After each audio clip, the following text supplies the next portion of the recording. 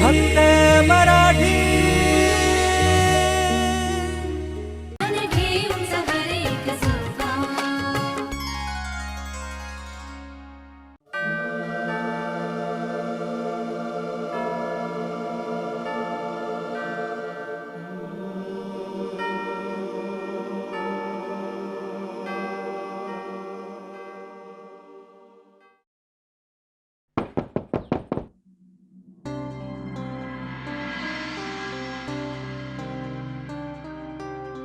या ना या.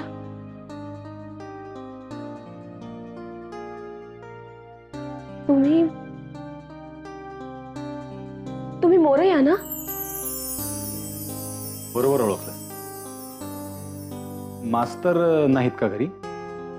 आजोबा आत्ताच बाहेर गेले. तुम्ही बसा ना, ते येतीलच इतक्यात. मी पाणी आणते तुमच्यासाठी. बसा.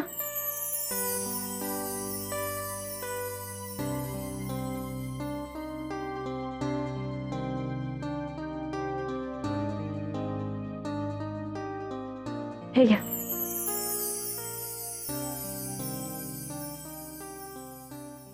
मास्तर पाटलांकडे गेलेत का? पाटलांकडे नाही, म्हणजे मला नाही माहित. कशासाठी? नाही, मी असं ऐकलं की गावातली लोक मास्तरांना फार त्रास देत आहेत. बघा ना, आणि आमचे आजोबा पण ना ऐकतच नाहीत. मी त्यांना किती सांगितलं, अहो अशा लोकांचं नाही घ्यायचं मनावर. ते ऐकतील तर ना. आणि हे लोक पण बघा ना, अहो वाटेल ते बोलतात. म्हणजे माझ्याबद्दल आणि अजिंक्यबद्दल नको नको ते बोलतात. खरं तर ना, अजिंक्य आणि मी लहानपणापासून एकाच शाळेत शिकलो. तो 4थीला होता तर मी 1लीला होते. हो बरोबर. आणि तुम्हाला माहिती आहे, 4थी पर्यंत मी पहिला नंबर कधीच सोडला नाही. पण त्यानंतर ना ते इंग्रजी आलं आणि मग माझं मनच नाही रमलं. ते इंग्रजीत असतं ना, DO डू आणि GO, मग माझा गोंधळ उडायचा. मग सोडून दिली. तेव्हाच रखडलं माझं शिक्षण. पण अजिंक्य खूप शिकला. इतका शिकला की अगदी फॉरेनमध्ये जाऊन आला. आणि मग इथे.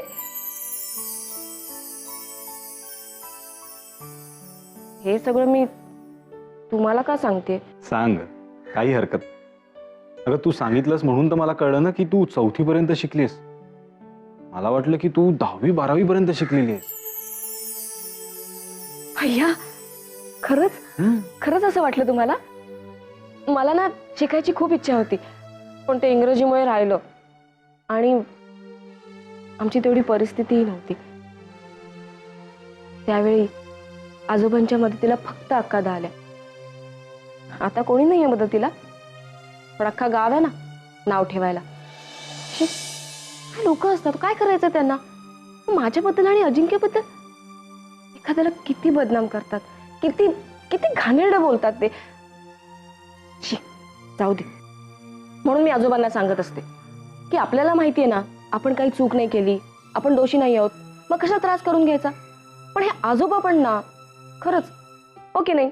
मग झालं तर बरोबर बोलते की नाही मी? पटतंय ना तुम्हाला? हो बरोबर आहे तुझं. बघितलं, तुम्हाला सुद्धा वाईट वाटलं. पण हे आजोबा, त्यांना पटतच नाहीये. खूप त्रास करून घेतात. मला त्यांची खूप काळजी वाटते. मी त्यांना सोडून कुठेच नाही जाऊ शकत.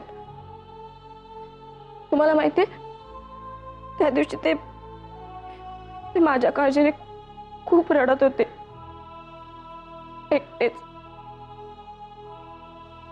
काय करणार, माझ्याशिवाय कोणीच आधार नाहीये त्यांना. आणि लोक माझ्यामुळे त्यांना बोलतात. मला नाही आवडत. हे बघ चित्रा, आपल्याला घडवणारा आणि बिघडवणारा तो आहे. आपल्या आयुष्यात जे जे काही घडत असतं ते सगळं तो आपल्या डोळ्यांनी पाहत असतो. त्यामुळे तुला जेव्हा केव्हा असं वाटेल की आपल्यावर अन्याय होतोय, तेव्हा न्याय मागायला तू त्याच्याकडे जा. तो नक्की तुला न्याय देईल.